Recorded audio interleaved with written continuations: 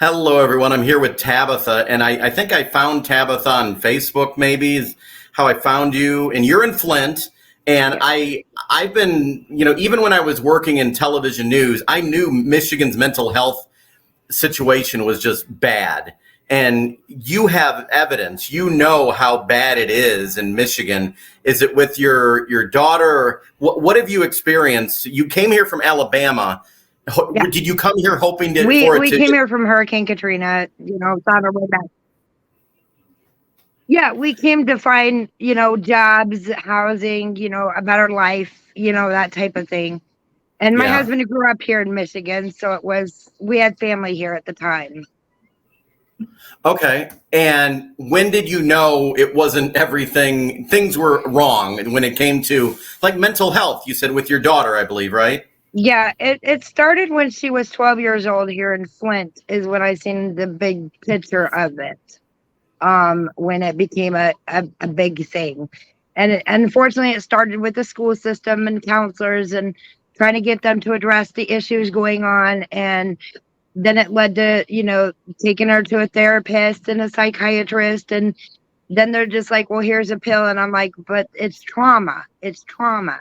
We need to address what's happened to her, not here's a pill, make it go away. So your point is that they were trying to drug her instead of doing therapy and everything. Correct. And you were there during the water crisis, right? Yes. So that made it worse. How old was she? Was younger during how long? That was quite a while ago. Yeah, she was actually 12. Okay. Because that's when I seen the bigger issues of the behaviorals kick in and the impulsivity, the aggression. I actually spoke with a federal person, Dr. Luray of Obama's response team, about what lead's going to do to these kids that already have psychiatric or, born with disabilities and stuff, what that's going to do to them. And she basically told me we're looking at cognitive, which we've seen, cognitive impairments. We've seen behavior, which is impulsivity and aggression.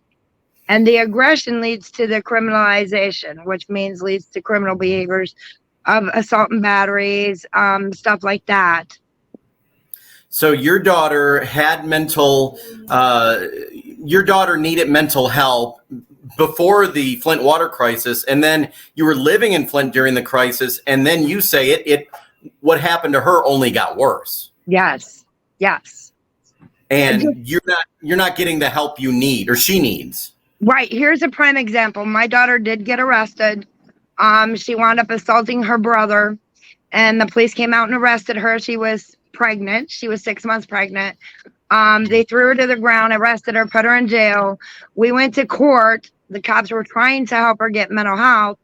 The court said you have a year to get treatment, to get diagnosed, whatever.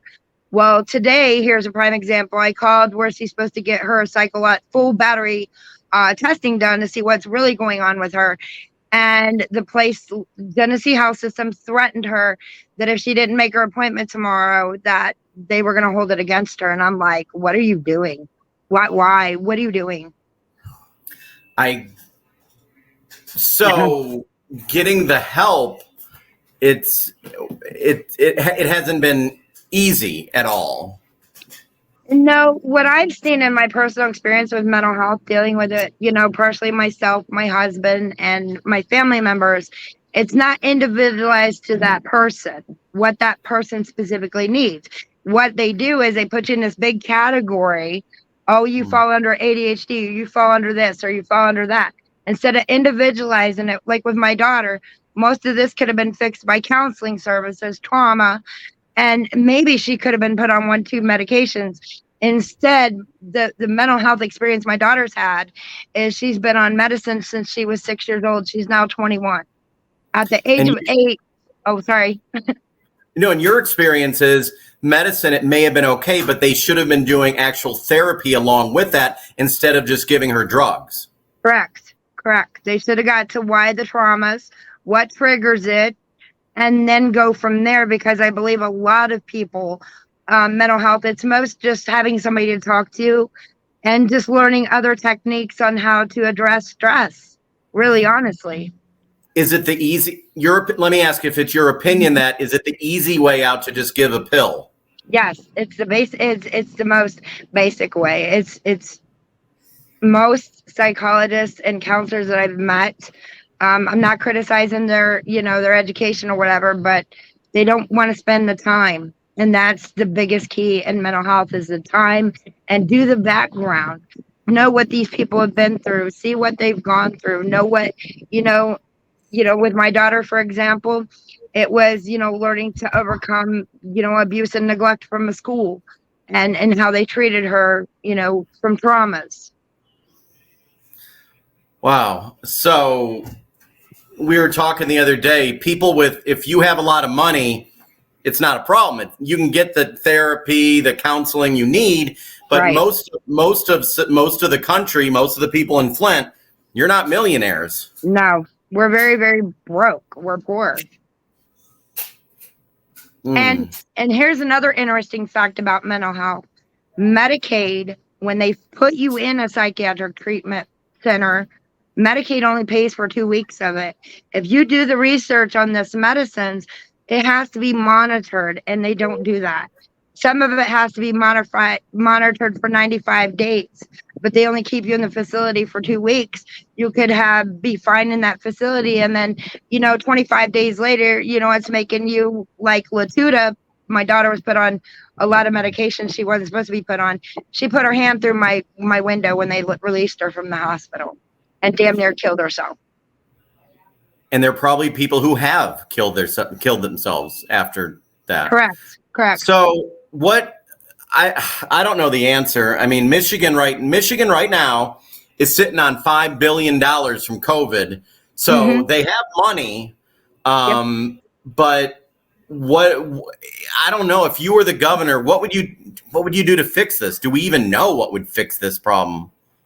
I mean, everybody has their own opinions on how we would fix everything that goes wrong, but living with a disability myself and living with what I've seen other people go through, if I was the governor, it would have to be individualized. Like, you would have to get a full background on these people first before you even gave them drugs. Like, get therapy for a certain amount of time. Okay, that's not working. Let's try an intervention type of thing. Is it the environment? Is it what's triggering these people? And then if we can't get to that, then, okay, you need one medicine. Let's see how it works. But monitor it accurately and thoroughly before we set you out and you flip out and cause, shoot somebody, stab somebody, kill somebody, or get killed yourself. And that means hiring more counselors, more therapists, not just buying more drugs, hiring more human beings that can help other human beings. Right. And people that are trained in things, a lot of backlash I got as being an advocate for kids that had behavioral problems, because I live with it every day. I see the signs. I know, I recognize, we need people that are more in tune with the mental health system, that are more in tune with what kids really need. It's not just working with kids specifically in mental health. A lot of it is adolescence, all the stuff they go through generally in life, And you're going to have to pay the people to get the good people, because I know, like, my mom was at a nursing home and they were paying people not much at all, and the people didn't care. So They're going to have to invest in the people that care. Yes, absolutely. And a lot of people don't want to work with, mental health, because you get hit, you get assaulted, but you got to remember, they can't help what's going on with themselves. So how are you going to punish somebody for not being able to control what's going on with themselves? You need to learn. And that's why the mental health should be individualized, because then you can learn about that person. You can learn about their background. You can learn about what they went through, and maybe come up with a better solution. Yeah, everyone's different. Everyone, even with the cases of the flu or whatever it is, everyone's different with everything. So right. But mental health is, as you probably know, categories. If you have autism, well, there's a lot of labels under autism. Or, you're cognitive impaired. Well, there's some labels under that. It just varies. But the government just puts you under this big umbrella. Okay, you have mental health, period. And then they try to let everybody else, they let the states figure it out, and they just keep throwing money at it. And it's like, wait a minute, the states need to back off and start, getting to these counties and to these towns and saying, hey, what are we seeing? Where's the research being done? Where's the monitoring being done? What's going on here? Yeah, because things aren't going to get better in Flint until something's done, because it's not working now. Well, the scary thing about Flint, what breaks my heart with Flint and Flint kids, other media outlets are like, oh, Flint kids are doing great. And I'm like, I could take 35 children right now in Flint from different families, different backgrounds, everything, and show you they're not doing okay. Because not only... Yeah, I know they're not. I know they're not doing good. When I was at the TV station, we would have to read to kids, and there were 5th, 6th, 7th graders who didn't know how to read. Well, even that in special education is not geared towards mental health. I mean, you're restraining and secluding these kids. You're taking a kid that had a behavior problem and locking them in a room, and they don't understand. They're like, what'd I do? Because now you have a child that's been lead poisoning, that are going to have behaviors that not their fault, wasn't created by an environment, like a home situation. It was created by, lead that has been researched for decades. So they got the double whammy. They're getting hit with everything. Right. Damn. Especially behavioral problems seem to be the worst here in Flint.